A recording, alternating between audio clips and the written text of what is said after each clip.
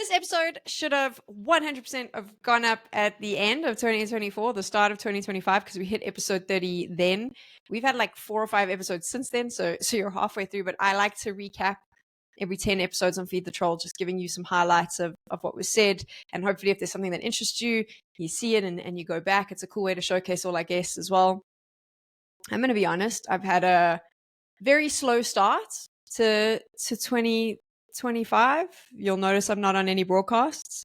And this has been kind of where I've been able to focus my energy. I love talking about CS. I love doing the show. I love being able to like analyze some of the stuff that's going on. So I've really enjoyed being able to do that every week on Feed the Trolls and focusing on topics that I enjoy with guests who are really cool.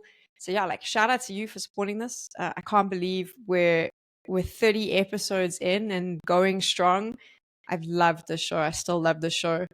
I'm pretty excited because the space that you see is changing.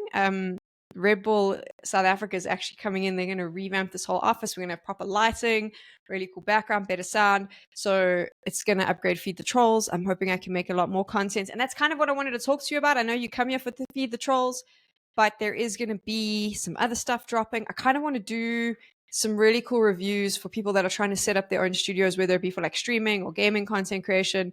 I kind of want to focus on some of the gear that they should be looking at because I've really struggled with that. I'll obviously still be doing more CS stuff and possibly some vlogs. I kind of want to throw that in the mix. I'm going to try vlog the whole rework here and just keep it Counter-Strike focused, but also give you some insight. Next time I have an event, I'm going to take you with as well.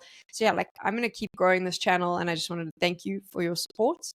Thank you for supporting Feed the Trolls. Enjoy the best of 10, and yeah, I never know how to sign off on these things. It's super awkward. Welcome to another episode of Feed the Trolls, and I bet you didn't see this one coming in 2024. I got Thorin and Bubzkji together to talk about Danish Counter-Strike. Of course, it is the topic that everyone was talking about last week. It's the topic that everyone wants to keep talking about.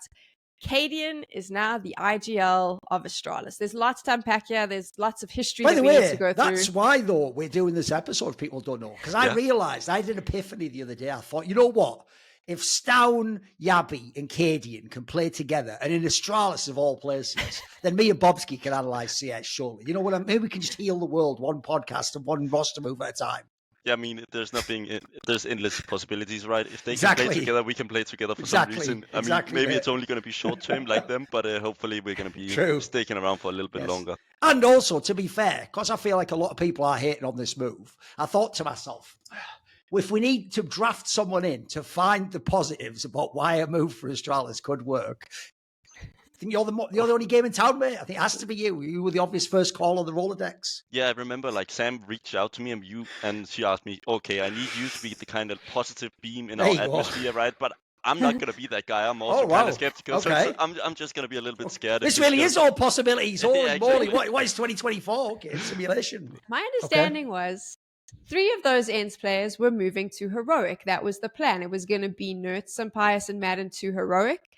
But then Falcons is falling apart, and they are now desperate. I'm presuming the grab was so that they knew that Snappy could play with them. They knew that it would give them access to certain tournaments. I can give you the whole background info on all this. So basically, as far as I know, when they gave Snappy his offer initially was like just for him. It was like, you're going to be the IGL of this project and work with Zonic and Magus. And that's like the initial people we have. And this is a key point to make because I actually think a lot of people, when they think of Nico and maybe Monty now joining again, they think to themselves, well, the first thing I'd do is kick that Snappy guy. He's crap, isn't he? Look at him. And they don't realize, as far as I know, Zonic as a coach, it's his project. But in the team, it's Snappy's project. Like this is literally, they didn't just say, come and play for us for this contract, for this money. They basically implied to him, like, this is going to be like a long-term commitment to you. You're here, essentially, like, you're not just gambling by joining our team that you have to be good next year. Like, this can be the end of your career if you want. By the way, maybe we'll even do crazy shit like in the future. Maybe we'll build like facilities for you in Denmark where people can practice since you have a family life. So, you know, this wasn't just like I said, just a pitch. This was like a really big pitch as though he was like the central piece because since they'd lost Nico, as you say, they went the other way. They were like, right, let's build out the team and get the IGL, then we'll build out the pieces. So when it came to who was going to come with you, though, who's going to play, that's where it gets interesting between the Heroic and the Falcons part. First of all, I'll do the Falcons part. You are right. If you go and look at the timing, famously, the crazy thing about Falcons as well was they basically had to put a roster on paper because they also had left it so long into the beginning of CS2. That was right when the RMR was coming up, like the online qualifiers to get into that, which would get you to the majors. So there was an option like that to stay at ends. Now, that's where the heroic part comes in and gets quite interesting because the actual drama people don't know is it isn't like Ents versus Snappy or Falcons versus... It's actually Saw and Snappy. Remember, everyone forgets that one. Saw was the coach of Ents, and he actually, I heard, this is fire. I heard when all this rumor was going on, like Snappy's probably going to leave, but he hasn't given like final notice yet. No one knew yet. Will the players still, will they go elsewhere? By the way, I've heard even individually other teams wanted some of their players too. But when Saw, I heard when it came to Saw, his whole thing wasn't like the Snappy one of like, look, I'm in talks with them. I'm probably going to pick them, but I'll still think about you guys. You can make it up. I heard Saw's was almost like he didn't even give Ents a chance to do that sort of like we can match. He just figured, oh, it's Ents. They don't have money compared to Heroic. Heroic's just got millions from those VC. So I heard he was just sort of like, yeah, by the way, I actually am going to Heroic. Like, what? And so he was always going. And so then you end up with this mad scenario where, first of all, this is how much of a gangster Snappy is. I've heard when Snappy left, he was the one who recommended to Ents, you should probably get Glaive. He'd probably play for you. He's available. And I've heard he's so legit. He even told them going in. So Glaive, I've heard, actually knew when he joined, like, look, I'll initially have these players, Snappy's team, basically, but I might not in the future. And no one knows, will it be all of them? Will it be some of them? Will be one stay? Will non-stay? But then I've heard, this is why famously, I've always made fun of this. If you ever watched the Blast World Finals, I think it was, for that year where they played, or it might be the Fall Finals. I think it was the World Finals. I'm not sure. It was the one where they played with Glaive and this lineup of players.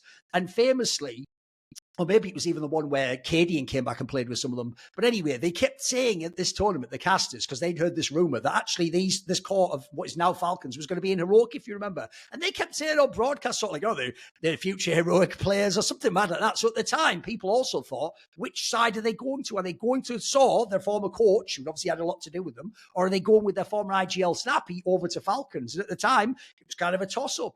That's actually also why I heard, if you think about it, they only got NEROcs because he's the only one Falcons didn't want. And I've heard they were still trying to sign like Sun Pius, for example. But let's just say I've heard that like Ents was sort of like, since you took our coach Saw though, and you just kind of took him without even getting a chance to do whatever.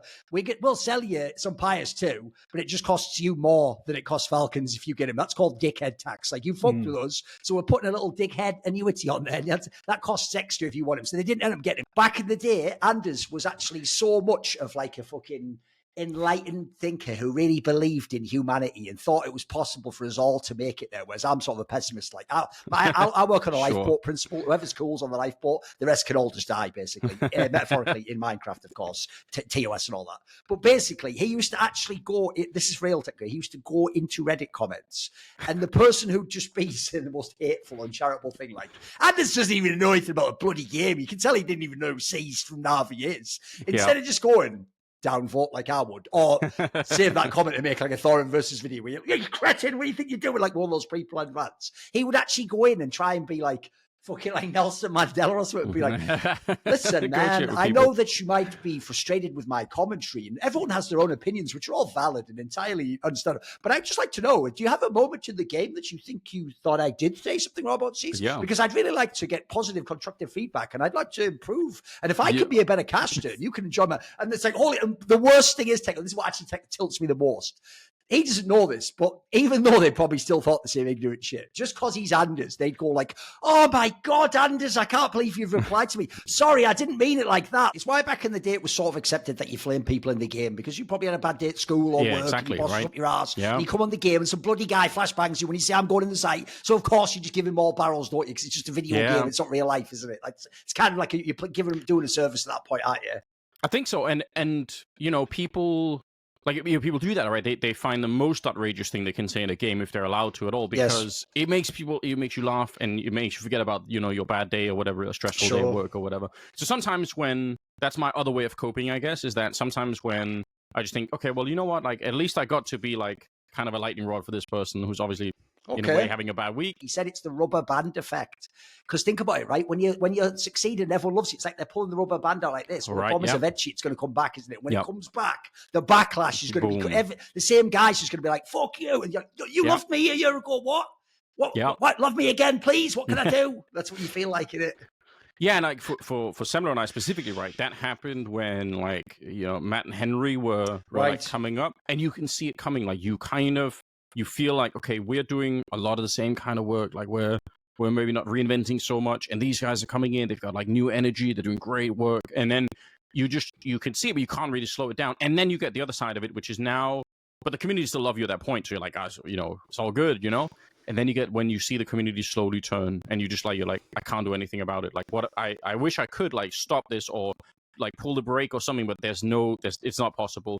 And I think that's like where a lot of people in esports, I think, just like that's where they crash out and just can't, like there's nothing on the other side of that, because it is kind of brutal. There's no question about it. But Semler actually said something kind of smart about this. I think at one point we were talking like, I don't know, 3 months ago or something. I think something about basically that one of the weird positions to be in esports is that the people that you're working with, who are kind of, they end up becoming your friends because you spend actually a lot of time with them. Like you're around them more probably than you are your regular life friends, especially at certain points in the year.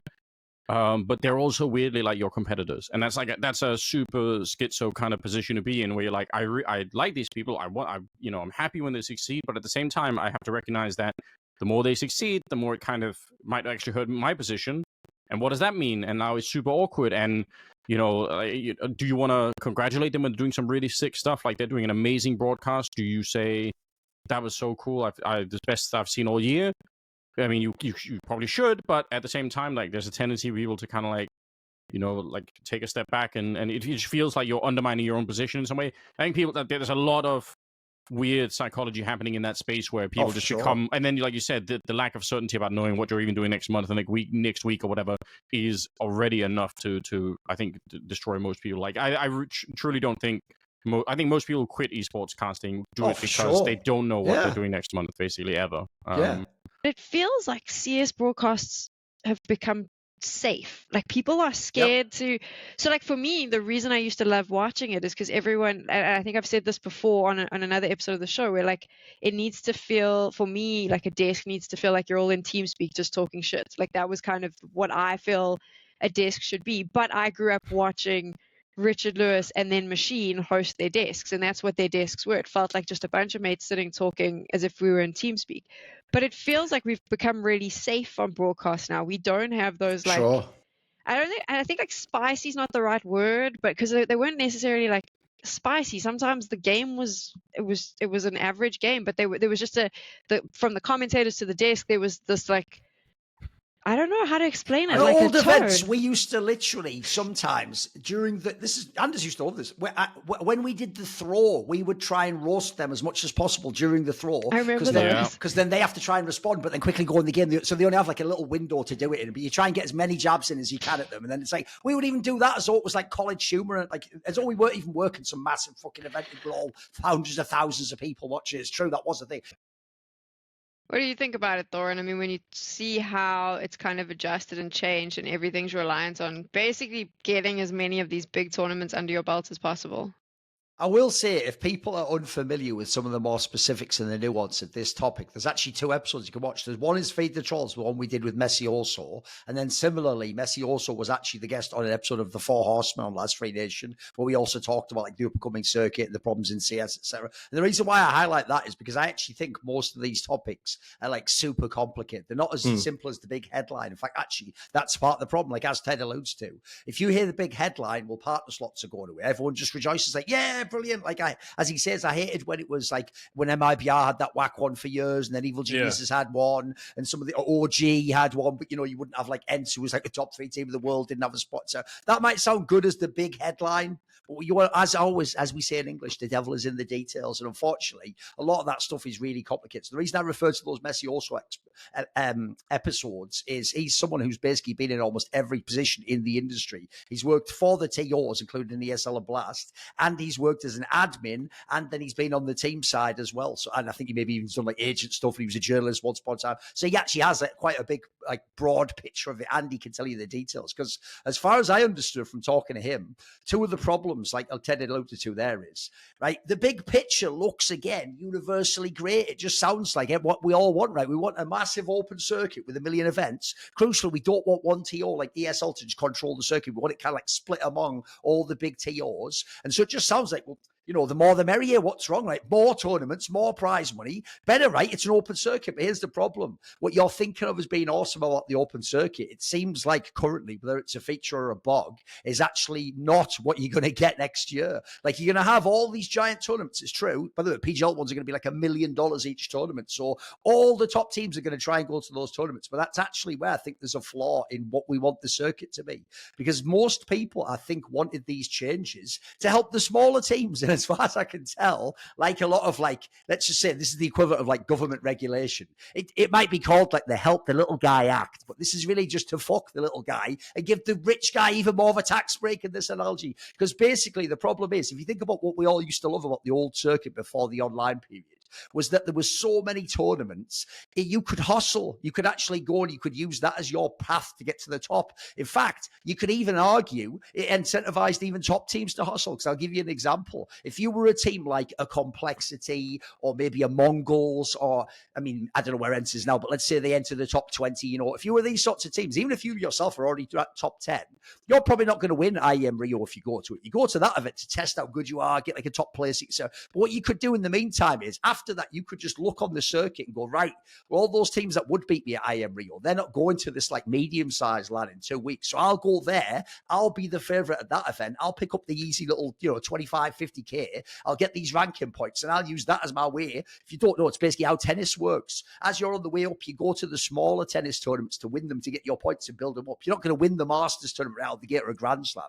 The downside here is basically this. As far as I can tell, that won't exist in the circuit. Every top team will just all attempt to attend the same 10 to 15 lands over the year. And then the worst part is, if you actually are the little guy who breaks through briefly, so we've got a brilliant example recently, which is actually Saw making top 4 IM Cologne. That example, in my example I gave you before, what like 2019 CS was like, the second you get that top 4, if you're Saw, you actually accept every invite you can get after that. You go, oh, have you got like a challenger event? You've got a DreamHack Cup? Give me them all, because I tell you what, first of all, I'm probably not going to get another massive top 4. So almost let me like parlay the fact I've got this like status to get into all these events and pick up some small cash and test myself. Whereas actually, as far as I can tell in the next circuit, actually that team would be incentivized not to play any tournaments after that. They should wait and use that one like little lottery ticket they got from my Cologne and wait and hope they get like the Rio one, for example. And then just wait, don't do anything, because if you go to these smaller tournaments, you can lose elo position, you can lose ranking point. You wait and then you just gamble that again. You can parlay that into the Rio one. So unfortunately, as far as I can tell, people are welcome to tell me this is not the way it works. As far as I can tell, it actually goes the opposite of what most people want. People think it's going to help the Saws and the little guys in the world. But as far as I can tell, this is why this episode is going to be very relevant. Actually, it's going to probably make life harder for some of those people. And then if you go and look, it's still not going to be like the same as what the partner system was. It was essentially, by the way, like free money for the top teams if they had the slot. But they are going to, in the end, I think they're going to make their money anyway, because they're getting to all the big lands. So I actually think there's so much you can unpack it, so many angles we can go in, because I could see a lot of it, put it this way, without speaking outside of school, because I can't say what they're going to do. I would be surprised, for example, if that same event I just did, Elisa Masters, is on next year with the same level of teams. Remember, they had like the number 11, number 13 teams there. Yeah. And quite frankly, talent like famous people. So I would imagine it will be a smaller regional finish event again, if I had to guess, because that's the world we're about to go into, I think. Do you think that there is an organization or a media house or someone who would go, hey, this is actually something cool and we should keep building this? Maybe a Skybox builds onto what they've got. Is that something that's going to happen? Or from a business point of view, do you think it's just not financially viable?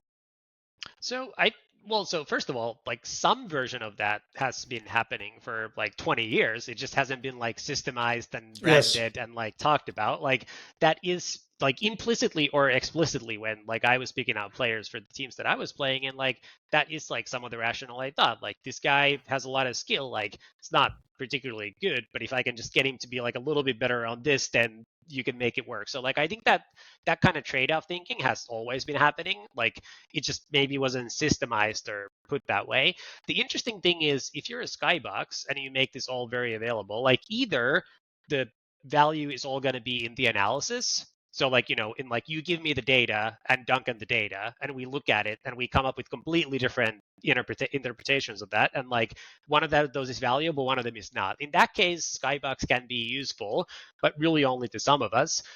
But if it's actually that you get like really good insights just out of there directly, then Skybox is actually not going to be useful at all, because now we're, again, competing on the same level. We have access to the same exact information. So like it's actually all the same. Like I get no advantage from using Skybox or, name your analytics provider in that sense. So like the value needs to be, if it is in the technology, if you will, then it has to be like in-house. It has to be something that I built instead of something that I'm buying from somebody else that everybody else can buy, or it has to be in the analysis of that. So like, like a famous example of financial markets is when like algorithmic trading got very popular like 15 years ago. They would buy out entire towns between Chicago and New York, so they would get a straighter fiber optic line and save like 2 milliseconds, because like every turn in the fiber optic cable increases the latency, so like your ping. And if I can beat you on every trade by 2 milliseconds, I always know where the price is going 2 milliseconds before you. So I'm just like, I appreciate the way this is like a fucking Dexter's Lab idea for how to have a faster computer as well. Okay, yeah, but so like that's sort of the same. So like what happened when people started doing that is the company that was building the better fiber optic line, they would go to the big banks or like, hedge funds, and they would say, Duncan, would you like to buy this? And you would say, I will pay you hundreds of millions for it, but only if you give it to only me, because it doesn't actually help me if we all have the same, like, then I'm just paying you money and we all have the same thing. Like, who cares? That's not actually like, otherwise, like, it's just none of us pay you. Yes. Because like, it's kind of the same scenario. Thing. Yeah, exactly. I've been thinking a lot of different things to myself, and I want to throw that out here in the end and maybe hear you guys' take on it as well, because I can't really do it on this no, but it's like on this segment we're very constricted on time. But right, I see what you mean. Every time I'm trying to quantify what's going on with FaZe, why they're not playing better than they are. Obviously the easy answer is some of the individuals are not performing anymore, not to the same degree. Obviously Rob's dropped off a little bit, Bubzkji has dropped off, even to some degree karrigan is starting to struggle a bit more as an individual. And I almost every single time I'm standing on a stage, I want to say that I think we need to put spotlight on karrigan, and I think we need to spotlight in terms of how he's running his teams and what's going on within FaZe. Because the way he's structuring a team and the way he's been a leader for the past years is that he needs strong individuals to give out the freedom that he wants to give out whenever he's calling. He's not a guy that is putting down a system. He's not a guy that demands players to be in position at all times or demands players to be in certain roles and do certain things that then construct around into something masterful of a call. He's more like a free-flowing caller. Even in the essence that his coach next to him, you had Neo, you had Robin, in all history, the way he thinks about a coach is that he wants the coach to be his right-hand man. He doesn't want the coach to challenge him too much. It's still karrigan's teams. He's running it like he wants to. He just want to make sure that the coach is not a problem for him, more so than a guy that can back him up whenever he's, need a bit of confidence, or whenever some players are maybe starting to act out. So karrigan is not the leader that we think he is, in the sense that he's very one-dimensional in the way he's leading. If he doesn't have some of the best individuals on his team, then I think we're seeing the result right now with FaZe. They're struggling a little bit. And then one would argue that, okay, you've been struggling for 3, 4, 5, 6 months. Now karrigan has had time to change the way they play, make them more structured, maybe change the approach to how FaZe are looking for the future as well, and how he's conducting himself as a leader. But it does seem to me like they're just going down the same path every single time. They still rely on individuals. Whatever you see a glimpse of FaZe playing well, it's because Robs is having a good series, which doesn't happen that often anymore. It's because Bubzkji's popping off. It's not because of some structural change or some sort of practice that's been going on within the FaZe camp that makes them a significantly more structured, a better team, or more well-versed team. So I think it's fair to point fingers towards karrigan and be like, listen, either you need better players around you and thus make those changes and bring in some more talent or some more redefined or some fresh talent, or I think we could start to have the conversation. Maybe FaZe is not the team that karrigan should be leading anymore. Maybe there's space for a conversation where you say, karrigan, you've done tremendously well for yourself. There's plenty of other teams. Look at G2. G2 would be a perfect example. Put karrigan into that team instead of Snacks. They'd be much better and much more consistent. But maybe FaZe is not the right home for you anymore. Thorin, what do you think about that? Do you think maybe the buck stops with karrigan? I do think in this team, we've gotten to the point where I actually think you can question every single member of the team. I think that is totally fair. So I would include karrigan within that. I mean, I put it this way. Whenever we come to in-game leaders, because obviously we don't just judge them on fragging, one thing I would say is this, is I think of it a bit like football managers. Everyone knows that there have even been not only good, like, football managers in history, but managers that were good with the specific team that had to fire them, that eventually they did have to be fired, because what happens is it's a performance sport. And if you don't get the results eventually, unless it was something really unusual, like, no one gave you any good players, eventually you have to go and someone else has to have a go. It's similar to what Pip said there, because I thought it was a great actual tangent at the end there. It's true. If you just imagine karrigan being dropped tomorrow into Smax's spot in G2, wouldn't we all be super hyped? We'd be like, bro, you can win everything. You can have like an hero with this team. Yeah, it's true. So similarly, we have to think otherwise, which is like, does the current karrigan have the right pieces within FaZe? Because let's be real, he isn't one of those guys when I've complained about past LXCB teams where it's like, as far as we know, karrigan picked all these people in FaZe clan. They're the people that stay there because he wants them in the team. He basically has everything run the way he wants. As Pimp says, he's not even a guy who has a traditional hierarchy of like the coach is above you and he's your boss. He's not. Everyone kind of views the coach, as like he says, as like the assistant to karrigan basically. And in fact, certain coaches will speculate on which ones might have even had the rule of sort of like, shut up about the tactics and let me handle that part, which is, by the way, a kind of luxury I don't think any other IGL has. So I do think if you're in that position and you do have good players, eventually you have to have some results. Now, you can certainly ask, can we replace some of those players too? As I say, I think you could put every player in question in their own way. But I do think it's a valid question, because for me, karrigan is still one of the great callers. And if you look at CS2, you would actually have thought, much like LXCB, his style should be mega successful in this game. But it has been at the beginning, and then it hasn't, as we say, when everyone else has sort of fixed their rosters and done the upgrades, etc. I also do think the project they're trying to run in FaZe is still very ambitious. I think the problem is people look at the superstar names, like these enormous names on paper who've all been winners and HLTV players, and they act like it really is like a team like G2. For me, a team like G2 is a super team of players. Look at all those insane, like 3 of those players could be the number 1 player in another team. If you look at FaZe right now, I think it's like a pretty good collection of players, but I would actually compare it a bit more to Na'Vi, which is you don't expect on paper when you see these names, you can have enormous firepower every game. Is Vitality phenomenal enough, though, for Zyrie to be the best player of 2024? Is he going to get it? I mean, one thing I do think is interesting about that discussion is people don't seem to realise it's just because Na'Vi doesn't have anyone that we put in that convo that's such an amazing discussion, isn't it? Because the others all do, like you say, take turns having the tournament they win, the tournament they do bad at. So I think the good thing is for me, he's still in the convo. Like, I actually think people have gone too far trying to decide that call. The great thing about the major ending of the year is it feels like it's going to ride right through the major. Like, whoever has a really sick major has a chance to like just steal that whole thing, like legitimately though. So for me, I personally put him 3 of the 3. I have m0NESY as my number 1. I also always tell people with Donk, I don't say he's not number 1. Like, I don't think he does anything wrong. I just think, I don't know. To me, in Counter-Strike, a bias I have is, it's one thing if you get the kills and you like open the round, but somehow the person who closes the round feels like the winner, which is more m0NESY to me. Donk's like the guy who brute forces the game open. Yes. So I think you can have these 3 in any order, in my opinion. It's pure preference. But I have ZywOo 3 right now. But I'll tell you what, if he carries the whole major, he's the MVP. That might change. Who knows? Probably won't. I'll be honest. Probably won't. But I'll say it's possible. You know. I'll say whoever goes the furthest. So whoever finishes the highest in the major will determine who gets further. That's right. Yeah. So I think if Vitality can win it, then he gets it. But if G2 goes further, then I rate it to m0NESY. It's looking bad for Donk at the moment, then. But okay. It's not looking so great for him at the moment. But all right. I think Cadian had any dreams, those are gone too. m0NESY wins it for me, just like, and this is just as a Counter-Strike enjoyer, purely off of style points. Oh, it's like sick. The amount of for sure. times, like, if you had to say, can you name 5 insane ZywOo highlights? Sure, I probably could from this year alone. But m0NESY is just like bam, bam, bam. I can name you 10. Like, it's beautiful, and I don't know how much that actually impacts the whole top 1 conversation. Probably not at all. But from just an entertainment perspective, m0NESY wins hands down. There is no independent real body governing Counter-Strike. Sure. We have this huge problem in sort of tier 2, tier 3. Kassad's tweeted about it. Everyone knows the betting, the match fixing.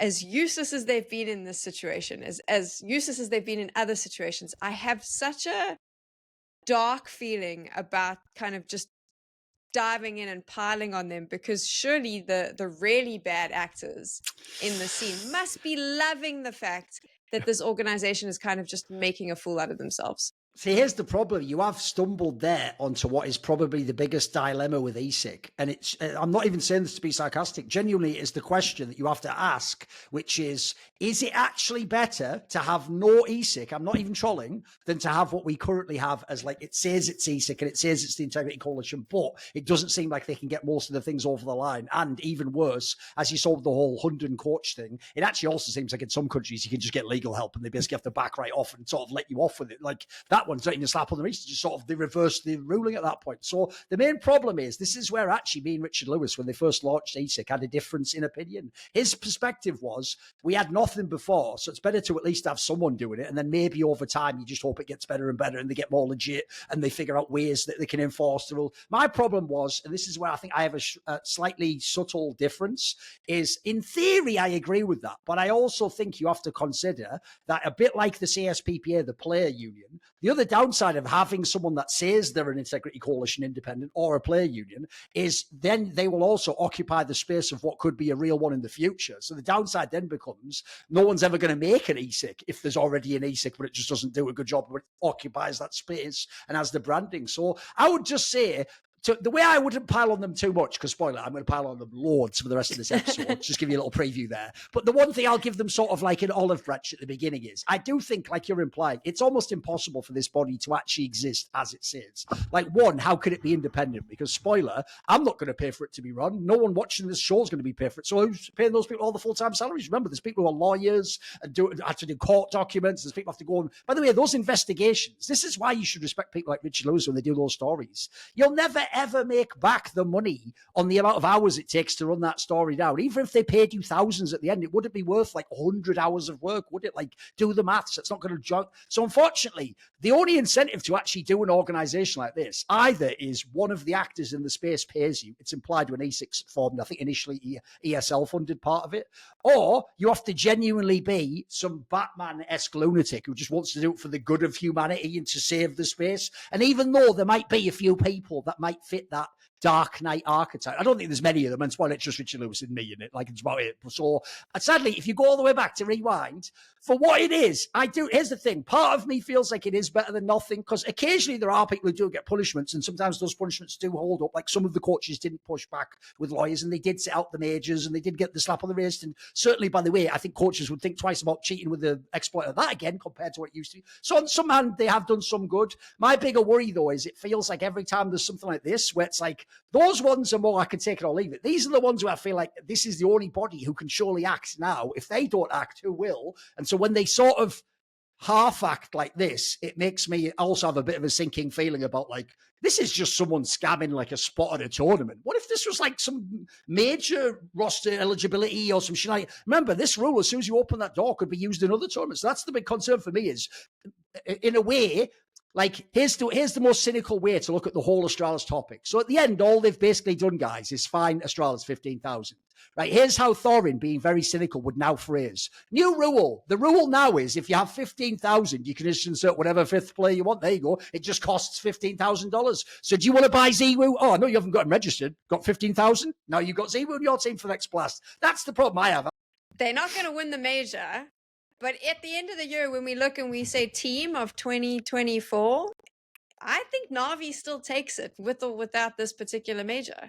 Here's the thing. In theory, I think they should be anyway. This is actually something that's contested on some of my other talk shows. Because if you want to go purely just on trophies, like obviously if Vitality wins, they'd have like Cologne and the major, which is pretty good and a lot of very good performances. Spirit, if they won, could have kind of 8 in a major and they had like some decent runs else. But I would say, if you want to talk about a mixture of both the trophies and thinking of what we saw, Na'Vi has to be the team of the year. I mean, not only did they like define the year, I'd even say if you look during that finals run, it's not really that like they lost. It's that Na'Vi lost is the story. It's not that like, oh, G2 beat them or like, if anything, like actually Na'Vi was the defining storyline on all those tournaments. For me, they were, I even put this point on another show, but I'll burn it here as well. Because here's how you know Na'Vi was the shit. Because I can tell you, the most elite pro players in the world have very big egos. Like they don't even think the other elite player can beat them. Never mind some normal player. All you need to know is this is how you know the other players in World Counter-Strike also agree that Alexi B and Blade have just done a godlike job with a roster of not superstar players,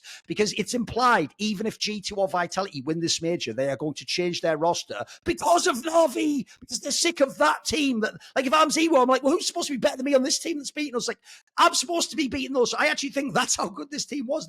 They defined the whole year to the extent their main rivals, who are probably now going to win the bloody World Championship, are going to change roster just to beat them. Like, I actually think that's fucking sick. What an incredible testament to this team.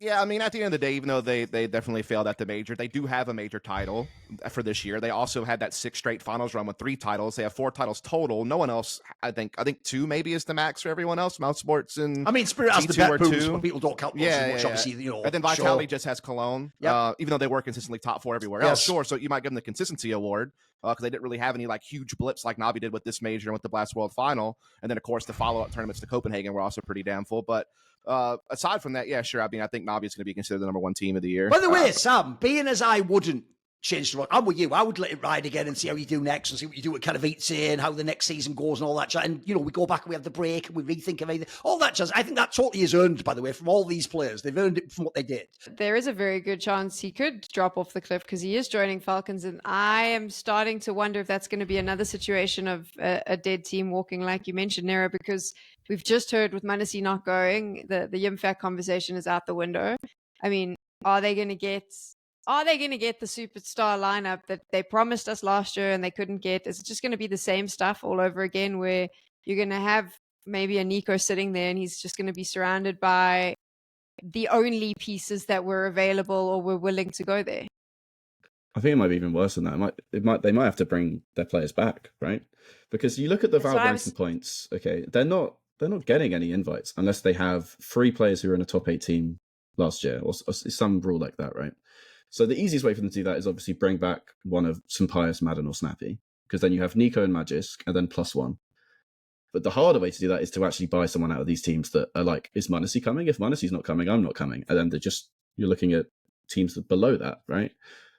What I would like to see from Falcons is to just give up on this superstar thing, because you look at all the best sport washers in sports, right?